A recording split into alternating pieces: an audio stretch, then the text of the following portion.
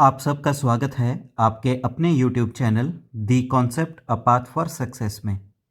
Himachal Pradesh GK series के lecture number 35 के बारे में आज डिस्कस करेंगे। इस वीडियो लेक्चर में हम बेसिकली हमीरपुर ज़िले के इतिहास के बारे में जानेंगे। यहाँ पे हम 30+ MCQs को देखेंगे जो कि हमीरपुर ज़िले की हिस्ट्री की व्याख्या करेगा। ये वीडियो लेक्चर आपके अपकमिंग सभी HP गवर्नमेंट एग्ज़ाम के लिए बहुत ही ज़्यादा इम्पॉर्टेंट है। चलिए शुरू करते हैं very important and interesting video lecture. पहला प्रश्न है आपके पास, हमीरपुर का इतिहास जो है इनमें से किस वंशज के साथ जुड़ा हुआ है? A option Barman, B option Prakash, C option Katoch, D option Sen. तो हमीरपुर जिला का इतिहास जुड़ा है कटोच डायनेस्टी यानी कटोच वंश के साथ। सी इज द करेक्ट आंसर। अगला प्रश्न है आपके पास, महाभारत काल के समय हमीरपुर जो था किस साम्राज्य का हिस्सा था? A option Gandhara, B option Kamboja, C option Jalandhar Trigarta, D option इनमें से कोई भी नहीं। तो महाभारत समय काल के समय हमीरपुर जो था जालंधर त्रिगर्ता साम्राज्य का हिस्सा था। सी इज द करेक्ट आंसर। अगला प्रश्न है आपके पास, इनमें से किसने जो जालंधर त्रिगर्ता रियासत थी उसके लोगों को बोला है कि वो बहुत ही बड़े योद्धा और फाइटर्स हैं, ग्रेट वॉरियर्स एंड फाइटर्स का ये टाइटल दिया इनमें से किसने? A option Pandavas, B option Kauravas, C option both A and B, D option Panini. तो जालंधर और त्रिगर्ता साम्राज्य के लोगों को बोला था ग्रेट वॉरियर एंड फाइटर्स, ये बोला गया था पाणिनि के द्वारा। D is the correct answer. अगला प्रश्न है आपके पास, प्राचीन काल के समय किस वंशज ने जो बेसिकली हमीरपुर जिला के जमीन पे अपना साम्राज्य सेटअप किया था यानी वहाँ पे अपना कंट्रोल किया था? A option Gupta, B option Naga, C option Magha, D option none of these.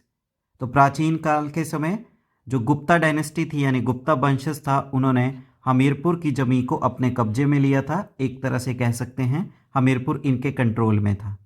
A is the correct answer. अगला प्रश्न है आपके पास, राजा हमीरचंद के समय काल के दौरान हमीरपुर का जो क्षेत्र था इनमें से किसके कंट्रोल में था? A option Tomars, B option Ranas, C option Mughals, D option इनमें से कोई भी नहीं। तो उस समय था ये राणास के कंट्रोल में। B is the correct answer. अगला प्रश्न है आपके पास, कटोच डायनेस्टी के जो रूलर थे राजा हमीरचंद उनका समय काल का पीरियड क्या रहा है? ए ऑप्शन 1700 लेके 1730 एडी तक, बी ऑप्शन 1720 से लेके 1747 एडी, सी ऑप्शन 1710 से लेके 1770 एडी, डी ऑप्शन 1700 लेके 1747 एडी। तो राजा हमीरचंद ने जो राज किया है वो 1700 से लेके 1747 एडी तक। D is the correct answer. अगला प्रश्न है आपके पास, इनमें से किसने एक किला बनाया था हमीरपुर में? A option Raja Alamchand, B option Raja Hamirchand, C option Raja Sansar Chand, D option Raja Anirudh Chand. तो हमीरपुर में जो किला बनवाया गया था वो राजा हमीरचंद के द्वारा बनवाया गया। B is the correct answer. वर्तमान समय में ये फोर्ट जो है यूज़ होता है तहसील के रूप में। हमीरपुर जिला की तहसील अभी वहीं पे स्थित है। अगला प्रश्न है आपके पास, इनमें से किसने हमीरपुर कस्बे की स्थापना की थी? A option Raja Alamchand, B option Raja Hamirchand, C option Raja Sansar Chand, D option Raja Anirudh Chand. तो हमीरपुर कस्बे की स्थापना की थी राजा हमीरचंद ने। B is the correct answer. अगला प्रश्न है आपके पास, हमीरपुर जो क्षेत्र था वो सुर्खियों में सिर्फ एक ही राजा के समय काल के दौरान आया था, तो वो कौन सा राजा था? A option Raja Alamchand, B option Raja Hamirchand, C option Raja Sansar Chand, D option Raja Anirudh Chand. तो हमीरपुर का क्षेत्र एक ही राजा के समय काल में सुर्खियों में आया था, वो थे राजा संसार चंद दो। सी इज द करेक्ट आंसर। अगला प्रश्न है आपके पास, कांगड़ा रियासत के किस राजा ने सुजानपुर टिहरा को अपनी राजधानी घोषित किया था? A option Raja Alamchand, B option Raja Hamir Chand, C option Raja Sansar Chand, D option राजा विजय चंद। तो सुजानपुर टीरा को राजधानी बनाया गया था कांगड़ा रियासत की राजा संसार चंद दो के द्वारा। सी इज द करेक्ट आंसर। अगला प्रश्न है आपके पास, राजा संसार चंद ने मंडी के राजा ईश्वरी सेन को बंदी बनाया था 12 साल के लिए हमीरपुर के किस स्थान पे? A option Mahal, B option Nadaun, C option Sujanpur, D option Hamirpur. तो ईश्वरी सेन को बंदी बना के रखा था संसार चंद ने नादौन में 12 साल के लिए। B is the correct answer. अगला प्रश्न है आपके पास, सभी पहाड़ी रियासतों के जो राजा थे उन सब ने हाथ मिलाया आपस में और किस पर्सन को आमंत्रित किया था कि वो कटोच जो वंशज थे उसके जो रूलर थे संसार चंद दो उनको कंट्रोल करने के लिए, क्योंकि राजा संसार चंद लगभग बहुत सारे क्षेत्रों पे कॉन्टिन्यूसली अटैक कर रहे थे। तो वो कौन सा पर्सन था जिसे इनवाइट किया गया? तो ए ऑप्शन है Britishers, B option Mughals, C option Tomars, D option Gorkhas. तो पहाड़ी रियासतों के राजाओं ने मिलकर बुलवाया था गोरखास को। D is the correct answer. गोरखाओं को लीड करते थे गोरखा कमांडर अमर सिंह थापा। अगला प्रश्न है आपके पास, सभी पहाड़ी रियासतों के राजा ने गोरखाओं के साथ मिलकर युद्ध लड़ा संसार चंद दो के खिलाफ हमीरपुर के किस स्थान पे? A option Mahal Morian, B option Nadaun, C option Sujanpur, D option इनमें से कहीं भी नहीं। तो ये युद्ध लड़ा गया था Mahal Moriyan near Bhoranj. A is the correct answer. अगला प्रश्न है आपके पास, महल मोरियां का जो युद्ध है जो बेसिकली लड़ा गया था गोरखा और संसार चंद के बीच में, तो ये युद्ध किस वर्ष हुआ था? A option 1803 AD, B option 1806 AD, C option 1809 AD, D option 1815 AD. तो महल मोरियां का युद्ध लड़ा गया था 1806 एडी में। B is the correct answer.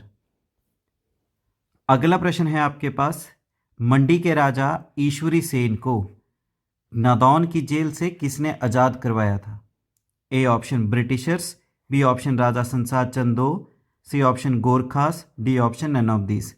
ईश्वरी सेन को बंदी बनाया था राजा संसार चंद ने और उनको आज़ाद करवाया गया था किसके द्वारा? गोरखाओं के द्वारा। सी is the correct answer.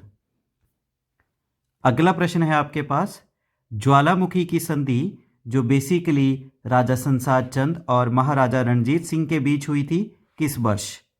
A option 1809 AD, B option 1812 AD, C option 1815 AD, D option 1818 AD. तो ज्वालामुखी की संधि साइन हुई थी 1809 एडी में। ए इज द करेक्ट आंसर। अगला प्रश्न है आपके पास, ज्वालामुखी संधि के अंतर्गत महाराजा रणजीत सिंह को राजा संसार चंद ने गोरखाओं को हराने के बदले में क्या दिया था?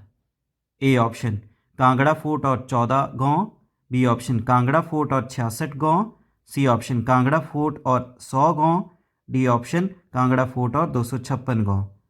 तो राजा संसार चंद ने महाराजा रणजीत सिंह को गोरखाओं की हार के बदले में दिया था कांगड़ा फोर्ट और 66 villages. B is the correct answer. अगला प्रश्न है आपके पास, सिखों ने कांगड़ा और हमीरपुर पे जो है अपना राज किस वर्ष तक किया? A option 1840 AD, B option 1846 AD, C option 1848 AD, D option 1870 AD. तो सिखों का राज हमीरपुर और कांगड़ा के एरिया पे रहा है 1846 एडी तक। B is the correct answer. अगला प्रश्न है आपके पास, किस साल जो है नादौन को कांगड़ा जिले का तहसील का हेडक्वार्टर बनाया गया, यानी तहसील का मुख्यालय बनाया गया था नादौन को? A option 1840 AD, B option 1846 AD, C option 1848 AD, D option 1870 AD. तो नादौन को कांगड़ा जिले का जो तहसील मुख्यालय बनाया गया था 1846 एडी में। B is the correct answer. अगला प्रश्न है आपके पास, किस वर्ष जो तहसील मुख्यालय था नादौन में उसको बदलकर हमीरपुर कर दिया गया। A option 1857 AD, B option 1865 AD, C option 1868 AD, D option 1878 AD। तो तहसील मुख्यालय को नादौन से हमीरपुर बनाया गया 1868 AD में। C is the correct answer. अगला प्रश्न है आपके पास, नादौन की जो जागीर थी उसे संसार चंद II के बेटे को दिया गया था ब्रिटिशर्स के द्वारा किस वर्ष? A option 1815 AD, B option 1823 AD में, सी ऑप्शन 1840 AD में, डी ऑप्शन 1846 AD में। तो जो नादौन की जागीर थी उसको संसार चंद के बेटे को दिया गया था अंग्रेजों के द्वारा 1823 AD में। B is the correct answer. अगला प्रश्न है आपके पास, बुल्ले शाह जो है उन्होंने किस स्थान को बोला था सिटी ऑफ इनोसेंट यानी शरीफों का शहर? A option Nadaun, B option Sujanpur, C option Mahal Morian, D option Hamirpur. तो शरीफों का शहर बोला गया था बुल्ले शाह के द्वारा नादौन को। ए इज द करेक्ट आंसर। अगला प्रश्न है आपके पास, नादौन का पहला राजा कौन बना था 1823 से लेके 1873 AD तक? A option Raja Hamir Chand, B option Raja Sansar Chand, C option Raja Anirudh Chand, D option Raja Jodhbir Chand. तो नादौन के पहले राजा थे sir Jodhbir Chand. D is the correct answer. अगला प्रश्न है आपके पास, हमीरपुर जो था पंजाब प्रांत का हिस्सा रहा किस वर्ष तक? A option 1948, B option 1956, C option 1966, D option 1971। Hamirpur रहा है पंजाब प्रांत का हिस्सा 1966 तक। C is the correct answer. अगला प्रश्न है आपके पास, हमीरपुर जो है हिमाचल प्रदेश के किस जिले का हिस्सा बना था 1 नवंबर 1966 में? ए ऑप्शन शिमला का, बी ऑप्शन कांगड़ा का, सी ऑप्शन मंडी का, डी ऑप्शन चंबा का। तो हमीरपुर बना था 1966 में कांगड़ा जिला का हिस्सा। B is the correct answer. अगला प्रश्न है आपके पास, हमीरपुर को एक नए जिले के रूप में बनाया गया हिमाचल प्रदेश का किस वर्ष? ए ऑप्शन 1 नवंबर 1966, बी ऑप्शन 25 जनवरी 1971, सी ऑप्शन 1 सितंबर 1972, डी ऑप्शन इनमें से कोई भी नहीं। तो हमीरपुर जिले का गठन किया गया था 1 सितंबर 1972 में। C is the correct answer. अगला प्रश्न है आपके पास, शुरुआत में जब हमीरपुर जिले का गठन किया गया तो उसकी कितनी तहसीलें बनाई गई? A option 2, B option 3, C option 4, D option 5। तो शुरुआत में हमीरपुर जिले की तहसीलें थी 2। ए इज द करेक्ट आंसर। अगला प्रश्न है आपके पास, 1980 में हिमाचल प्रदेश के हमीरपुर जिले की कितनी तहसीलें और बनाई गई? नई तहसीलें कितनी और बनाई गई? A option 2, B option 3, C option 4, D option 5। तो 1980 में हमीरपुर जिले की 3 और तहसीलें बनाई गई और कुल संख्या कर दी गई 5। B is the correct answer. अगला प्रश्न है आपके पास, भेड़ पालन केंद्र जो है हमीरपुर जिला में किस स्थान पे स्थित है? A option Badsar, B option Nadaun, C option Tal, D option Bhota. तो भेड़ पालन केंद्र मिलेगा आपको ताल में। C is the correct answer. Last question है आपके पास, एक मिल्क चिलिंग प्लांट जो है जो कि जलाड़ी में स्थित है नादौन के पास, इसका स्थापना जो है किस वर्ष की गई? A option 1971, B option 1975, C option 1978, D option 1980। तो इस मिल्क चिलिंग प्लांट की स्थापना की गई जलाड़ी में 1978 में। C is the correct answer.